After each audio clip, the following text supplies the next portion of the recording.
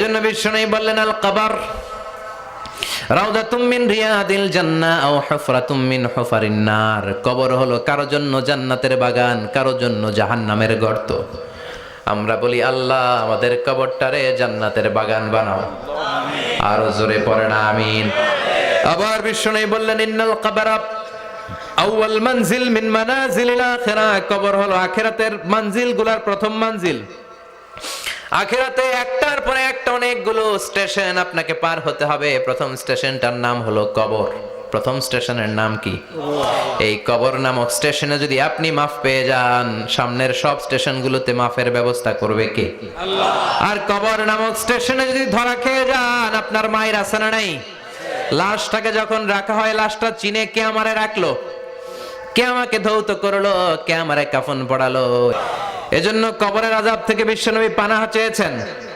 বিশ্বনবী বলেছেন আল্লাহুম্মা ইন্না নাউযু বিকা মিন আযাবিল কবর। ও আল্লাহ, কবরের আযাব থেকে তুমি আমাদেরকে বাঁচাও, পড়েন আমিন। কবরে মুমিনদেরকে 4টা প্রশ্ন করা হবে, কাফিরদেরকে 3টা প্রশ্ন। চিৎকার করে বলেন মুমিনের প্রশ্ন কয়টা? আর জোরে বলেন। প্রথম প্রশ্ন মার রব্বুক, তোর রবের নাম কি? আমরা কি বলবো? আল্লাহ আমারে রব, এই রবি আমার সব, দমে দমে তনু মনে তারি অনুভব। আল্লাহ আমারে রব, এই রবি আমার সব, পড়েন আমিন। দ্বিতীয় প্রশ্ন আমার দিন, উত্তর দিনের নাম কি, ধর্মের নাম কি? তৃতীয় প্রশ্ন আমান হাযার রাজুল, এই লোকটাকে কে? আমরা বলবো মুহাম্মদ সাল্লাল্লাহু। 3টা প্রশ্নের উত্তর যখন আপনি কবরে করে দিতে পারবেন, অতিরিক্ত একটা প্রশ্ন ওয়ামা ইলমুক, এই যে 3টা প্রশ্নের উত্তর পাল্লা, কেমন করে উত্তর জানলা? কোত্থেকে শিখেছো? নকল করে আনছো কাফনের কাপড়ে? পরীক্ষার হলে নকল আছে না নাই?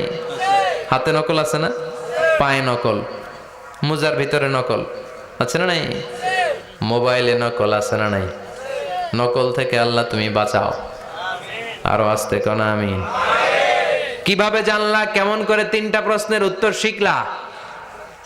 What is the source of your knowledge? তথ্যসূত্র কি? আপনাকে বলতে হবে আমি যেই কিতাবটা থেকে শিখেছি কিতাবটার নাম কি? চিল্লায় বলেন কি নাম? আসে আর চলে যায়। প্রতিদিন মাইকে অ্যানাউন্স শুনি অমুক এলাকার অমুক লোক নাই। দাদা গেল, বাবা গেল, বড় ভাই গেল, আত্মীয় স্বজন গেল, আমাকেও যেতে হবে, এই চিন্তা মাথায় নাই। চিল্লায় এখন ঠিক কিনা? এজন্য লাইফটা হলো one time, one chance, second কোনো চান্স আপনাকে দেয়া হবে নাকি?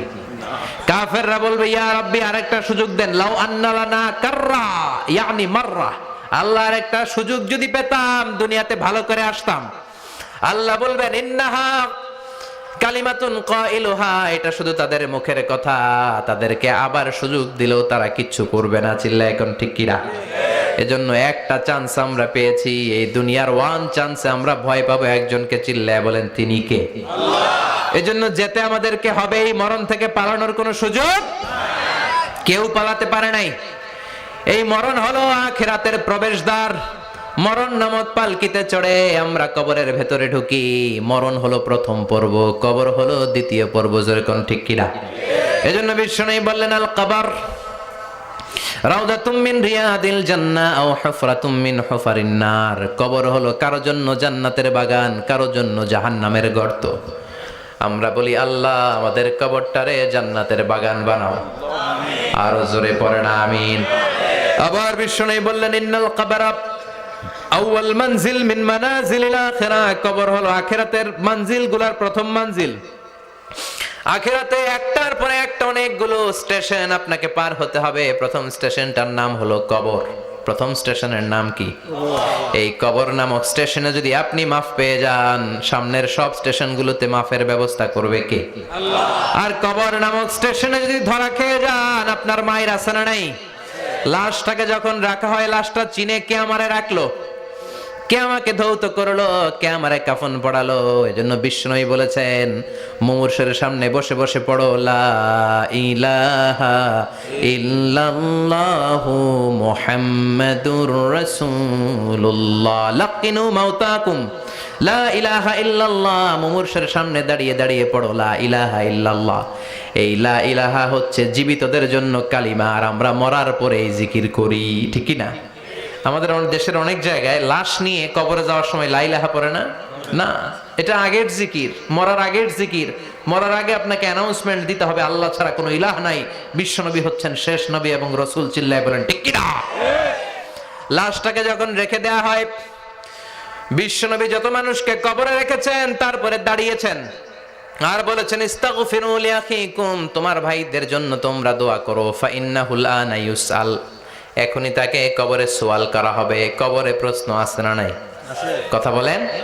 বিশ্বনবী খাদিজাতুল কুবরা, ওনার প্রথম স্ত্রী খাদিজাতুল কুবরা তাহেরাকে কবরের মধ্যে রেখে দিয়ে কাঁদতে শুরু করলেন, চোখের পানি ছেড়ে অনেক দোয়া করলেন। দোয়া শেষে সব সাহাবারা ঘরে ফিরে যায়, বিশ্বনবী যায় না। সাইয়েদনা আবু বকর বললেন, ও নবী চলেন ঘরে যাই, অনেক তো দোয়া করলেন। বিশ্বনবী বললেন, আবু বকর তুমি যাও, আমি যাব না। এইটা সাধারণ মহিলা না, এটা বিপদের দিনের সঙ্গিনী খাদিজা। মক্কায় যখন আমার কেউ ছিল না, খাদিজা আমারে ভুলে নাই। 3 বছর কাফিররা আমাকে জেলখানায় বন্দি রেখেছে, নাম শিয়াবে আবি তালেবের জেলখানা। আমার স্ত্রী ওই জেলখানার জীবনেও আমারে ছাড়ে নাই, আমার সাথে 3 বছর খাদিজাও জেল খেটেছে। এই একটাই মহিলা, যেই মহিলাকে আল্লাহ আরশের উপর থেকে সালাম দিয়েছে, মহিলাটার নাম খাদিজা। আল্লাহু আকবার।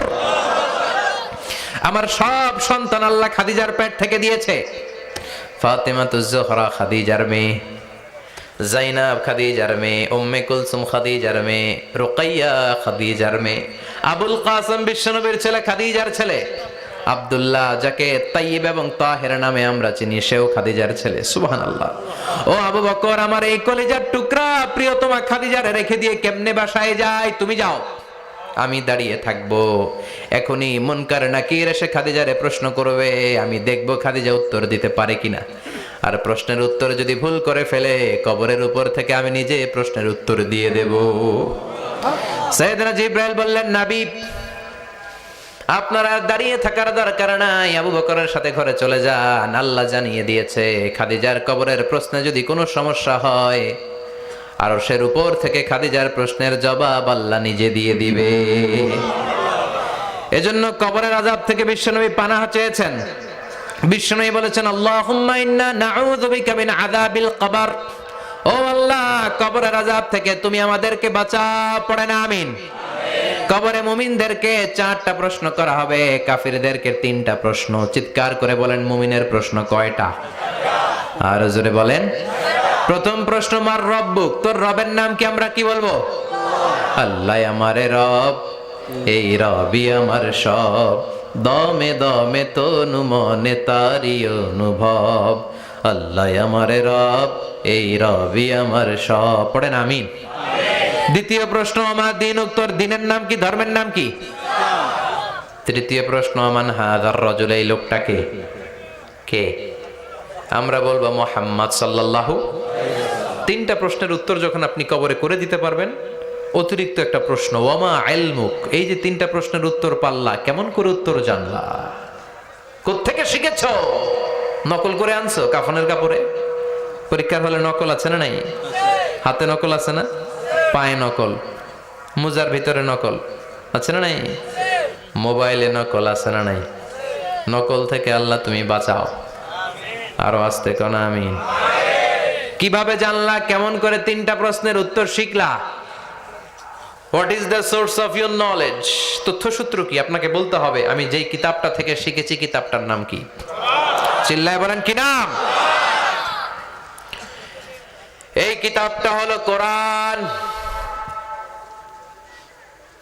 আপনাকে বলতে হবে, কোরআন থেকে আমি শিখেছি, বিশ্বনবীর হাদিস থেকে আমি শিখেছি। 4টা প্রশ্নের উত্তর যখন পারবেন, ফেরেশতারা বলবে আহলান সাহালান, খুশ আমদেদ, কংগ্রাচুলেশন, বাহ বাহ, তুমি তো চমৎকার পেরেছো।